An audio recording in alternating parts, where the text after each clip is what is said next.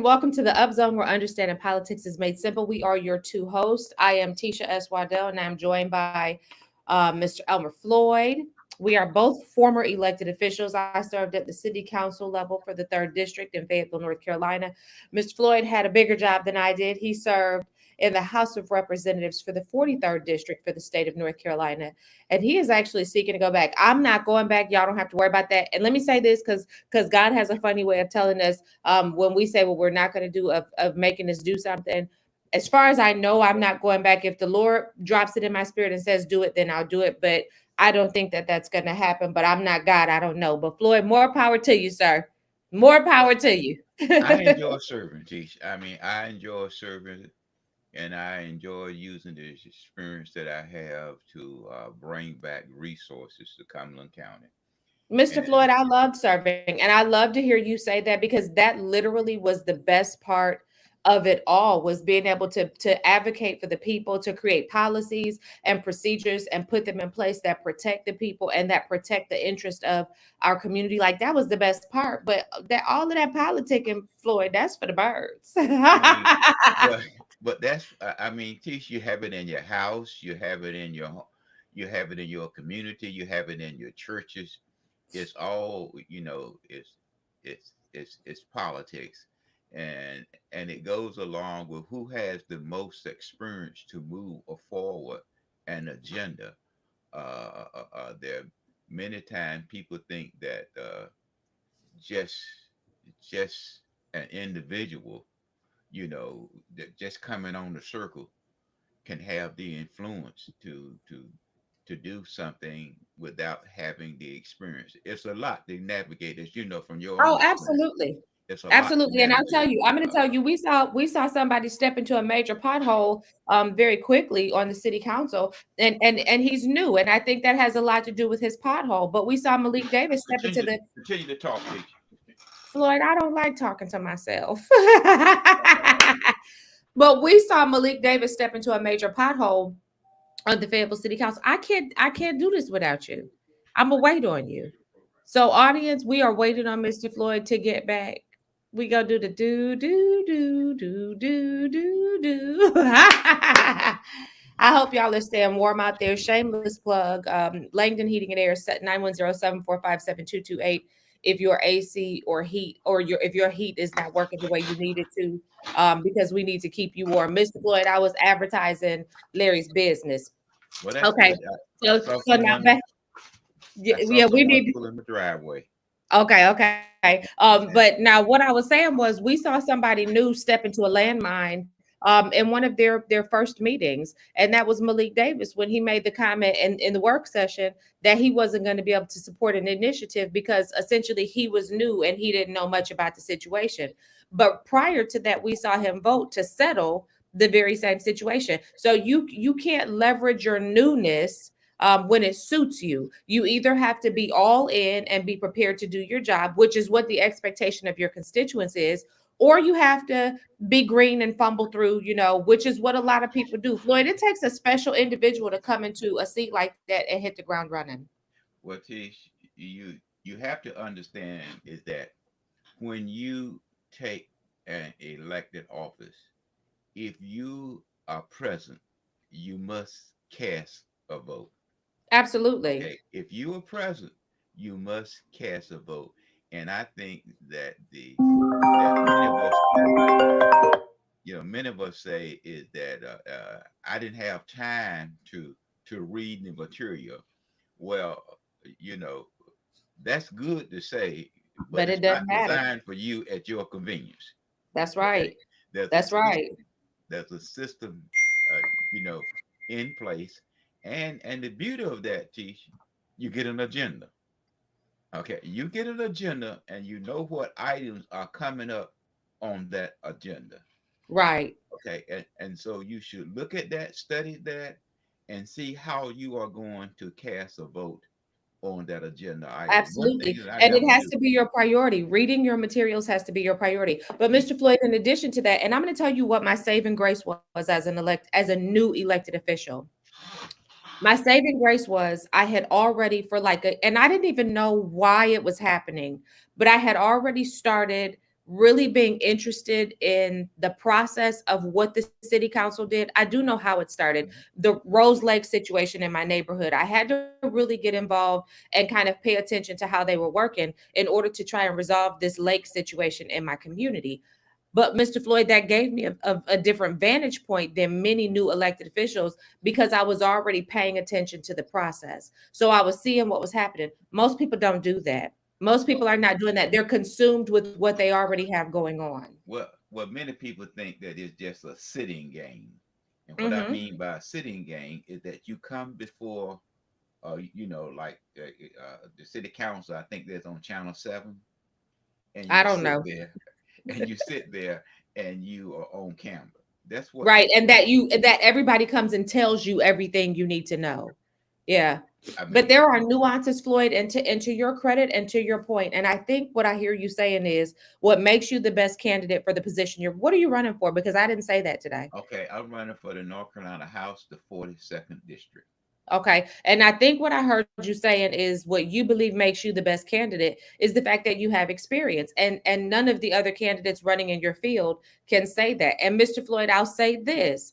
Even though I had come in and understood the process, even though I understood how it all worked, it was a good year before it started to click to me, the players and the parts, because there's a lot that happens behind the scenes. Thank you. There are a lot of players that are not the people that are sitting in that dais, and you don't know anything until you know what you know.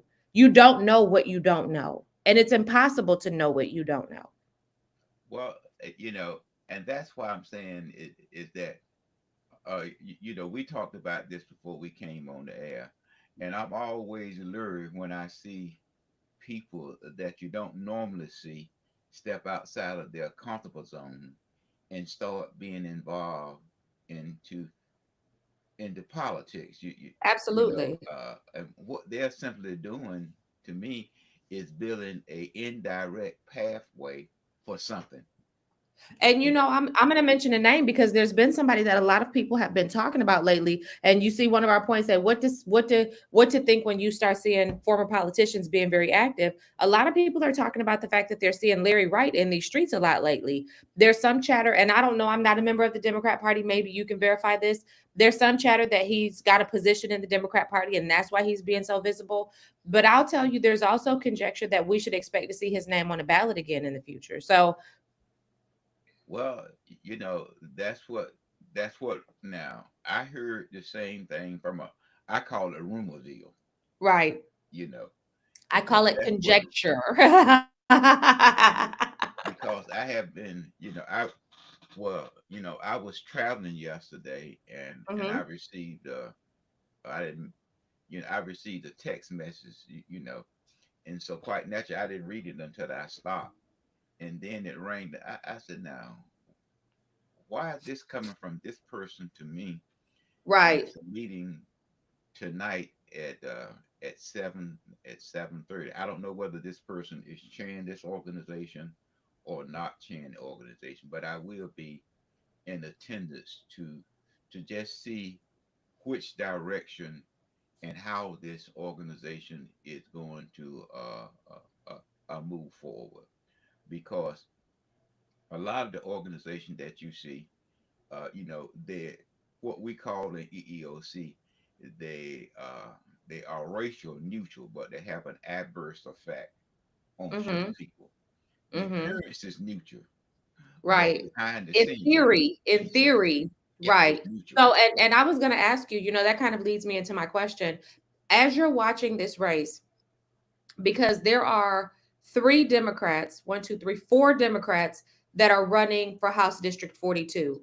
Are you seeing the Democrat Party take a position on which candidate they are supporting or pushing? Because I know that, and we just said in theory that's not supposed to happen, but Caitlin Evans can tell you that's a fallacy because I remember when she ran, they endorsed her opponent over her, who was also a Democrat, which set the party on fire because people could not believe that the party would get involved in a primary and endorse Come one on, Democrat Tish. over Come on. another. Where have you been, Tish? And you Well, my that was friend. Now. I I'm got a not, lot of respect for you, but where have you been? Did not the governor come down here and endorse somebody over Now somebody. remember, but I think that was a few years later. So it's been very consistent. We've been consistently seeing this. But why are we seeing this? well, Why that's is this because happening? this is my theory, and I say, and I know sometimes you say that I talk in rhythms, but we have 40% county population, and we have 52, and we have 42% minority population in the city of Raleigh. Right. Raleigh don't think that you are capable of making your own decision. So Raleigh Okay. comes in and tell you who they want for you to send to Raleigh to help them because you are not capable, and there's 40% minority. Since you're a minority, not capable, and you Right. 42% in the city. And so that's what happened, Tish. But Mr. Floyd, so are we seeing that happen now? Are we seeing that happen in the race that the Well, four of you are in? well, I- Or do we not Raleigh, know yet? well, I call Raleigh anybody that's in Raleigh. Yes, I do. You see this Okay. at this particular point, where Raleigh again is saying that this is who we want to serve us in So Raleigh. you're saying when we see Lucas saying this is because he's in Raleigh. So when we see Lucas saying that, do you feel like the Democrat Party, the Cumberland County Democrat Party, is going to get behind what Lucas is asking for? I hope not. I hope that we will finally become able to see, and what they always say in the redistricting process, that allow us to elect the candidate of Yeah. our choice, Yeah, because not I think the it's candidate fair of for your I choice. think it's fair for you, it's fair for Mike Colvin, for Dr. Aziz, for Courtney Banks McLaughlin, and for you, Mr. Floyd, if the Democrat Party stays out of the primary. It's fair for all of you if they do that. But I don't, I don't see that because we are a minority made, well, minority makeup community, and many people in Raleigh, again, teach don't think that we are capable, and we don't have the skill set. We I don't I have the need I knowledge. need for your party to start thinking for themselves and to not group think. And I understand that parties have a tendency to group think, but I need for the Cumberland County Democratic Party to stand on its own too, because they've lost a lot of influence. When they did that with Caitlin Evans, and it may have been happening before that, but I watched it. People bled from the party after that. My mother was like, I don't want to be a Democrat after watching this. After observing what they did to this woman, I don't want, because first of all, you have to understand they endorsed a man over a woman, which put off a lot of women because women were like, why would you get in the middle of this? Let them have their primary. And after the primary, endorse the winner of the primary. Mhm. It was a put off. And so I hope that the Cumberland County, if anybody from the Cumberland County Democratic Party is listening, please stay out of these primary races. Stay out of them between Democrats. Mind the business that pays the bills, and that's stay out of that. But Well, maybe Tish, that is the business that pays the bills. I don't well, know. well, Tish, we have seen, we have seen that, Raleigh came here in 2020. They came in 2022, and now they're back in 2024. Right, It's telling you again, and I keep emphasizing that, Tish, that you are a bright young lady, but you are not capable of making your own decision. So I right, will make them for you. And right, this is, this is what happened, and it splits the party. I don't care right. how you look at it, how you shape it, because you have an adverse effect on those people who are supportive of that particular person. Right. So Yeah. I'm reading a book, Mr. Floyd, and this book is called Positioning. And the book it's an older book, and it's about marketing, and some of the things that it talks about is even with political candidates, how they market their message. And I read something very interesting, and I said, huh, I think that a couple of people that I know have read this book and are taking pages out of this book literally, because we've all been kind of scratching our head trying to figure out, why is Michael Colvin in this race? Why is Michael Colvin in this race? Because Michael Colvin has always been behind the scenes. He has never been a look at me kind of guy. I just don't think that that's his personality composition. And even now, I just think he's more of a strategist than a look at me. But Mr. Floyd, one of the things that this book Positioning talks about is how when you are trying to solidify your business, you diversify your business, because you have to understand that competition is not a bad word. And so one of the things that this book talked about was how brands like Coca-Cola, the Coca-Cola company, how they will build subsidiary brands and name them something totally different and put them into the marketplace, but they still have the same goal of serving the bottom line of Coca-Cola. Mhm. And if you don't dig enough, you will never know that it's the same company running the business underneath the same Well, name. Tish, you're frozen. I'm still frozen, Mr. Floyd. Am I still No, no, frozen, no, Mr. no. Floyd? Okay, No. but it's the same company with a different face. And I say that because it brought things into perspective when we see Michael Colvin running, because there's something about when you begin to realize that your original brand may be losing its footing, then you have to introduce a new product, and you may have to rebrand it under a different moniker.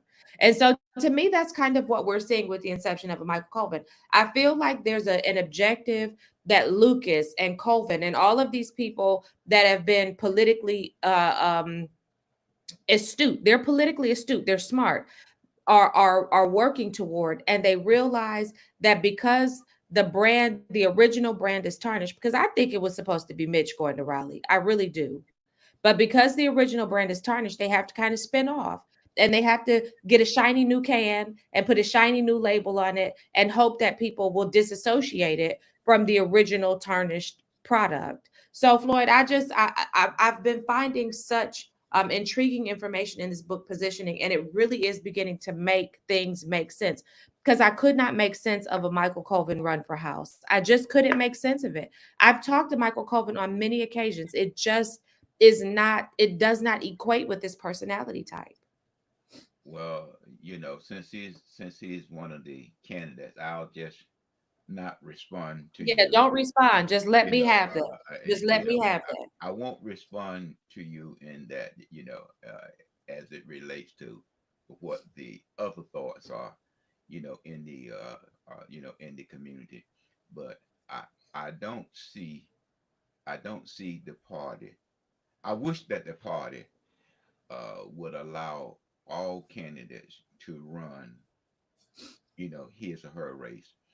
As an example, at the Martin Luther King, uh, in response to your question indirectly, as I sit there and I had an opportunity, to read the printed agenda. Right. So I was sitting at the table with some of my colleagues, and I looked at the podium, and I said, "Wait a minute, that's not the name that's on the The agenda. the agenda." And so I I immediately Was the podium from Colvin Funeral Homes? no, no, no. It was another Okay. issue as it relates to what we're talking about, Okay. how we extend the hand of fellowship and indirectly get involved through our unique ability. Now, I'm saying that you have a program printed, okay, that you're reading, and then you look at on stage and you see another person bringing that portion of the program, and you Right. see the other person walking around. And I have never known this person to give up his opportunity to say a few words. Right. Now, what I'm simply saying to you, Tish, is that that's how the game is played. That person was supposed to bring welcome. He could have bought welcome, but he ought not to bring Was it welcome. a county commissioner? Uh, you know, I mean, everybody, the program that's is who public portion of the knowledge. agenda. That's who the portion of the agenda carried at that particular point in time Yeah. when I read the agenda. Yeah. I And then mean, did a mayor end up bringing the greetings? No, no, no. It was another person that bought the greeting that is running for a public office. Okay. Okay. And Okay. so that gave that person, which is good now, an opportunity to speak before 25 plus 100 people. Was it another county commissioner? Yes. See, but and let me tell you this, and I'm gonna say this, and Mr. Floyd, you've said this before. It's the nature of the beast. If you've got the mic, you can give it to whoever you want to. So I'm gonna say this: it was probably Commissioner Glenn Adams, and he probably let Commissioner Tony Stewart bring the greetings, which I think, and to their credit, these are very smart political savvy moves. But again, we exist to make understanding politics simple. And you and I do both know that Mr. Adams is not shy. He does not run from a microphone. So that was a deliberate move. And it ain't, if you can move like that, it ain't nothing wrong with doing it. But we the people should understand and not be influenced so easily by these tactics, because we should see them and recognize them. Well, I like Tony though, so I mean, you know, I like Glenn again, too. again, again, maybe I got in late or whatever, because of the crowd and the distance and the PA system. Sometimes it's because they had the streams in the front, but they didn't have any in the back. So Right, it's sort of awkward there. But it's what I'm saying is how politics, how the how it sausage is works. made. How it works. And How that's the what this sausage is is made. about. It's not a critique of whether it should happen or not. It's about how the sausage is made. Yeah. Yeah, that's So good. when you look at the fact, and it goes back to what we said, is that if I'm leaving office,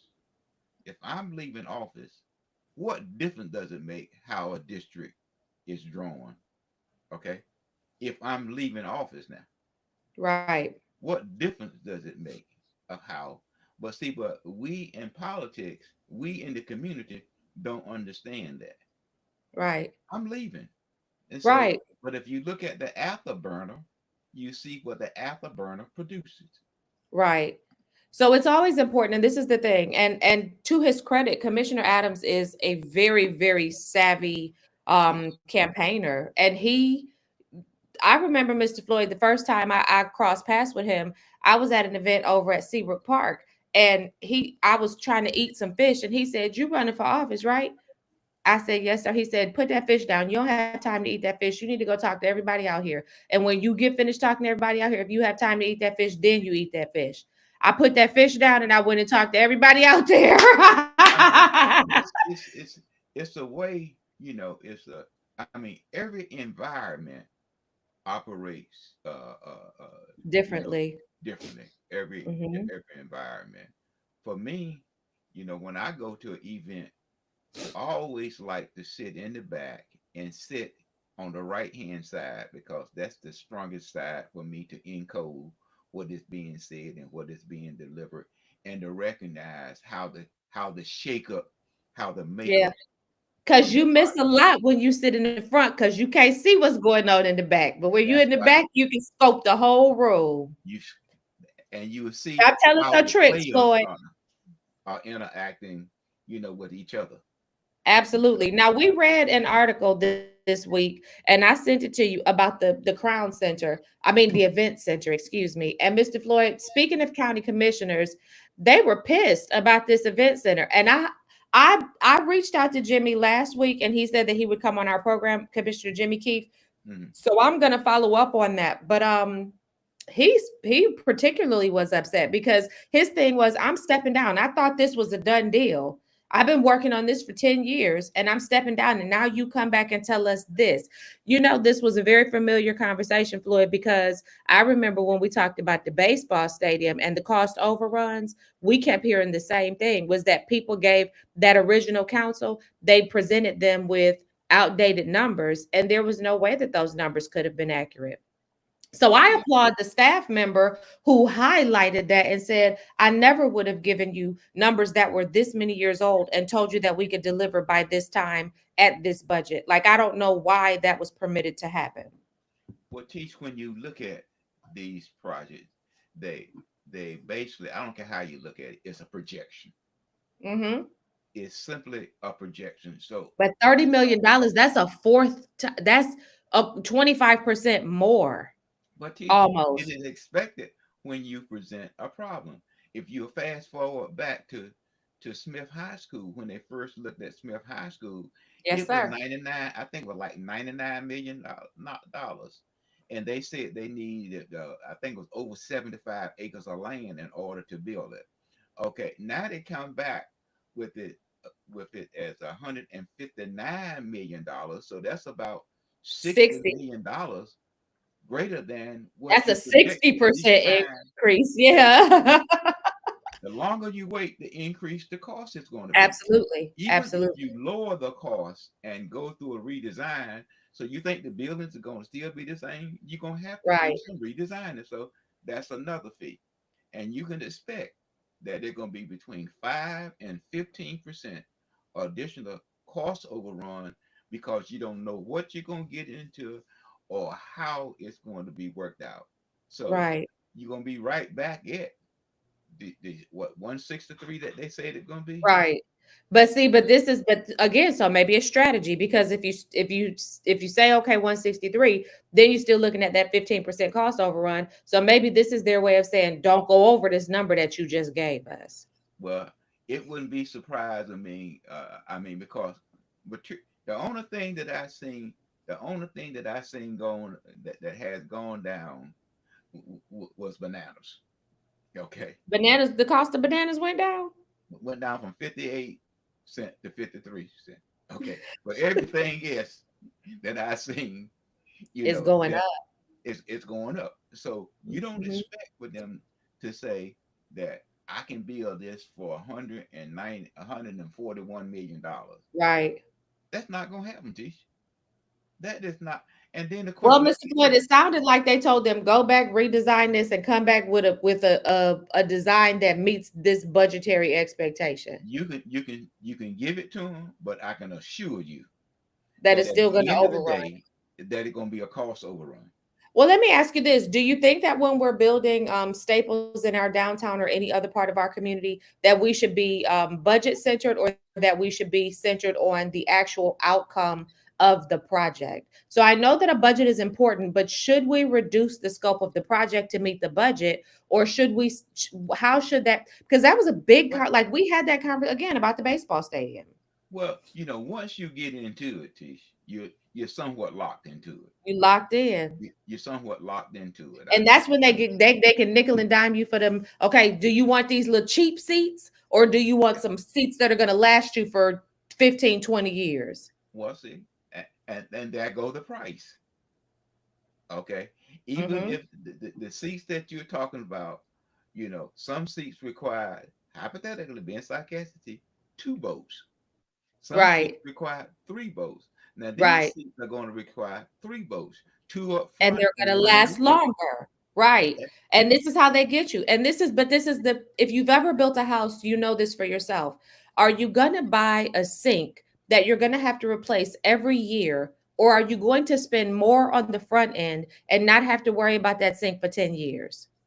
You're gonna spend it on the front because when that Right. person had to come in and tear it out, there's an extra They got to cost. do a whole lot of extra work. Absolutely. And so I think that you are absolutely right when you say that it is not going to be the number that we saw in the No, paper. I think our community should be used to this by now. This is it's a tactic. It's something that happens with every large development project. I think we should hold on to our underwear and not, not lose our cool over this, because this is the nature of building. It is never going to be the number that you were originally quoted. you project it now, which is smart because it gives you some number in which to work from. And now, like the county has a debt. I mean, the old one, I'm calling old now, does not meet ADA.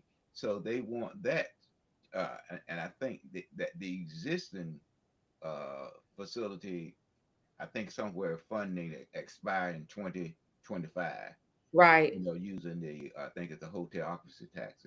So they are going to have to meet with the delegation to see if the delegation can submit a bill to help get the money to offset the cost. Right. Now, if you notice, now the county some time back did a tax change, Right. okay, and that left the city in about what $11.5 million Right. in We debt. got a deficit that's getting ready to come Okay, up. so that means that the county do have a little bit more money to To work with. offset to pay for that, and then using the hotel occupancy tax or any other kind of creative method Right. to pay. But you got Hmm. to look at it. You know, how would this look with you building I think it's a $31 million parking deck, a $141 million event center, And and a $160 million high school. high school. So you You have to look at leveraging a lot of how would debt. local government, how would local government look at these three projects, and how much local government, commission would say the debt that the county can carry. So Right. that's we're talking about close to $500 million worth of projects. Right. Now, Floyd, you said something interesting. You said the timeline because of the current center. So there's an old adage that says you can have it good and fast, but you can't have it cheap. Or you Yep. can have it good and cheap, but you can't have it fast. Or you can have it cheap and good, cheap and fast, but you can't have it good. Well, So and I might have mixed that up, but y'all get the point. But that's where we are. Like, you got to pick your poison. Do you want it fast and do you want it good? If so, it's not gonna be cheap. well, fast is always fast is good, and if you uh carrying you forward, bringing you back. You remember when they built the bridge? They replaced the Morganton Road Bridge. They I'm told the trying to. shopping center that we can do it in a year, but if you Right, allow us, to work 24/7, we can do it in 6 months. right. And So it's so the gonna cost shopping you center said, something. Yeah, the shopping center said, 6 months look good to me. So quite naturally, it's gonna cost a little bit more money, but that's they right. reached the objective. That's So it right. depends on what how you want it to. If you want to build it fast, quite naturally, it can cost you more money. That's right. And that's the bottom line. That's the bottom line of the bottom line. Well, Mr. Floyd, today was a pretty light topic show. What else do you have for us? No, we had to, as we look at it and we moving real close to the March the 5th date there for voting, and what we need to look at as people, we need to participate, in the process. Now, one thing that I saw, Tish, Oh, wait, uh, wait. Hold on. Pause, Mr. Floyd. I'm sorry. It would be remiss of us not to mention this PWC conversation with the removal of these chemicals from the water and the conversation about the money that that's going to cost. yeah, I mean, when you look at it, Tish, again, that's flawed theory. 40, 42. 42% of PWC customers just happen to be the minority. So the Right. $93 million that it's going to cost for them to do that, I think it's two or three systems in, to filter the forever chemicals. That's going to be passed on. You still live in the city? I do.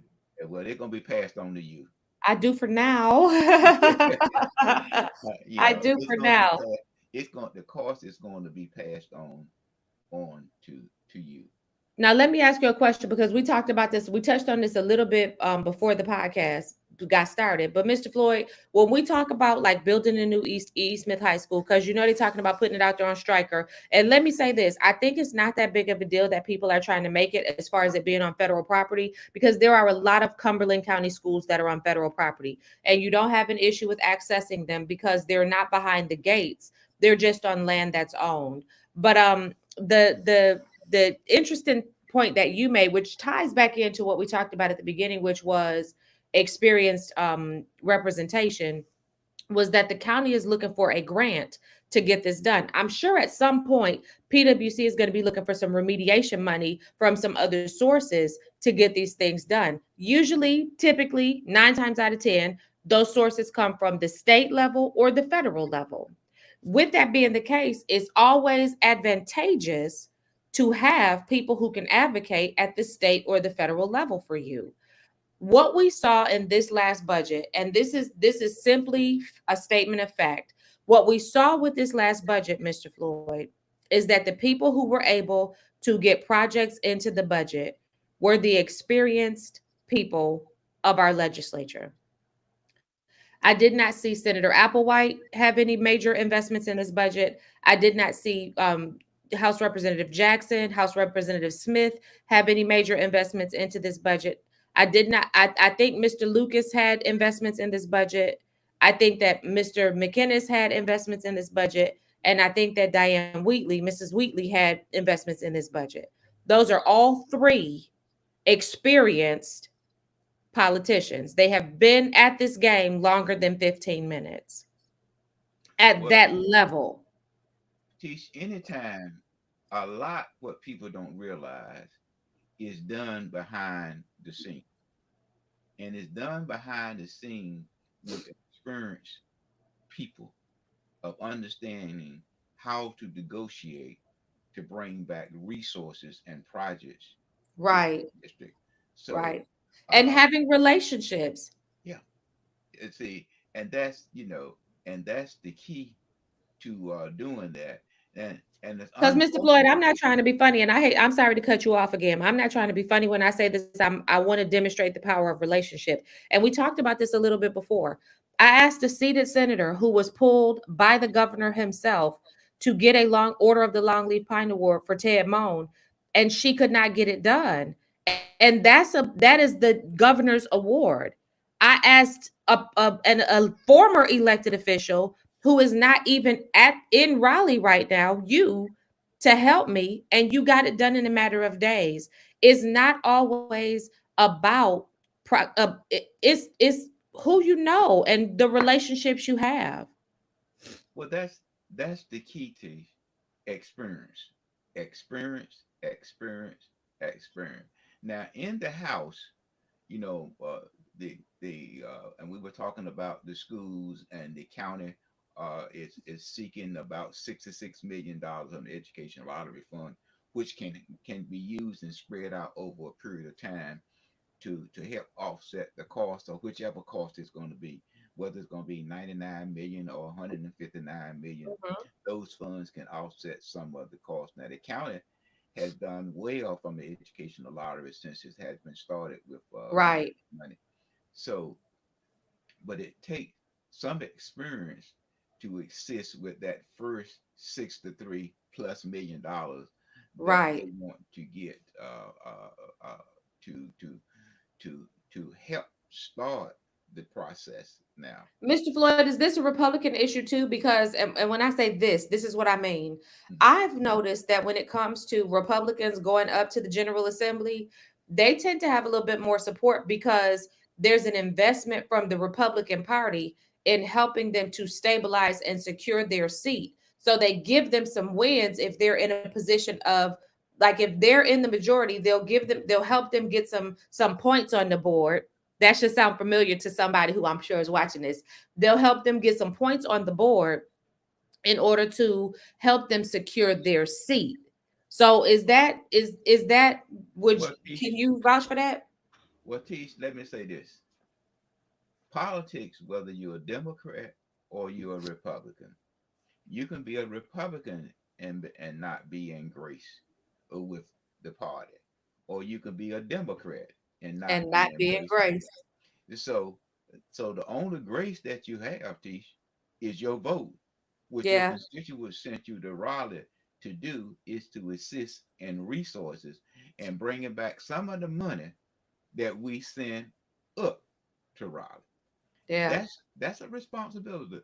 Whether you hold a straight party line or whatever, you are sent to bring back resources. As an example, what the county need as it relates to the hotel occupancy tax to help the county offset that, or if it's anything, as for an example, when we rewrote the charter, one thing that really bothered me was the way that the city will go into the PWC, which 42%, I'm an African American, that's what I looked at.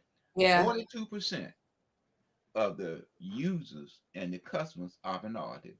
But the Right. city will go in there at its will and withdraw money. So I saw it as a legislator as an opportunity to rewrite the charter and limit the amount of money that the city can get from PWC. You know, Right. so you use your influence. Another example coming right back when the city wanted the red light camera. I didn't like the red light cameras, Teach, but the city of Fayetteville wanted the red light camera. They Right. used the word safety, but the money went to the county. I didn't like it, but I was the one that passed the bill because you know there is a way that you leverage your vote. Right. You leverage your vote, Tish. Now, if you're a Democrat or a Republican, it's vote leveraging that bring back projects to your community. I don't care who you are, which legislature you are.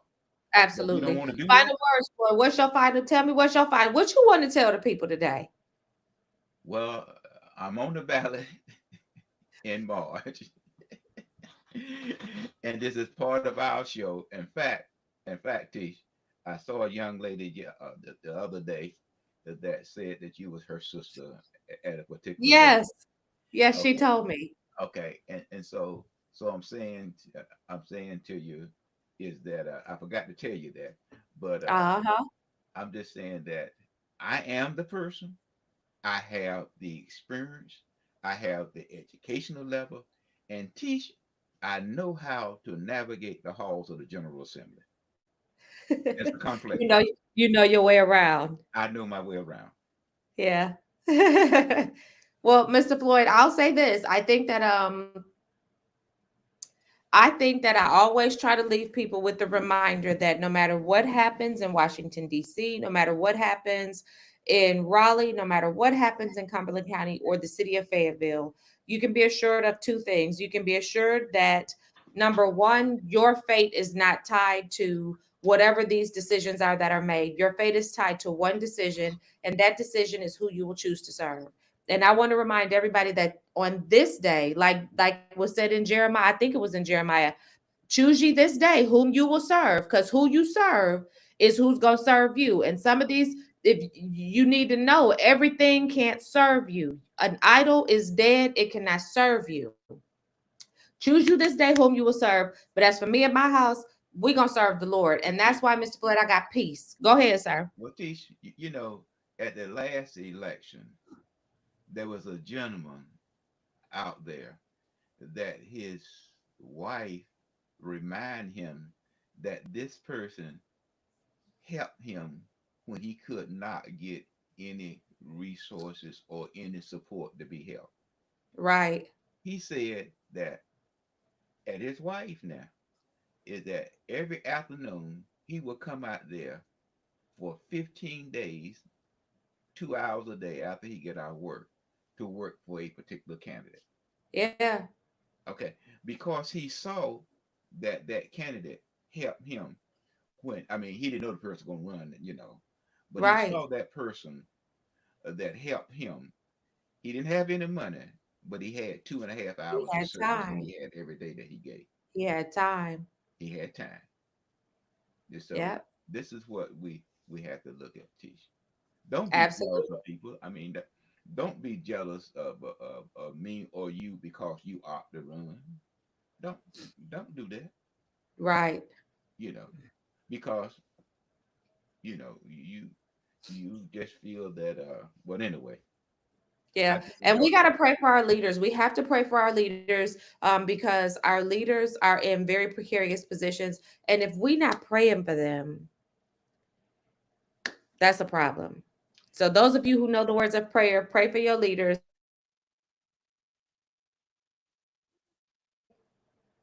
It's going to be what it's going to be. So thank you for taking the time. Uh-oh. Am I still here? Yeah, you're frozen. It's cold outside. I don't know. Maybe the internet is trying to warm up. Okay.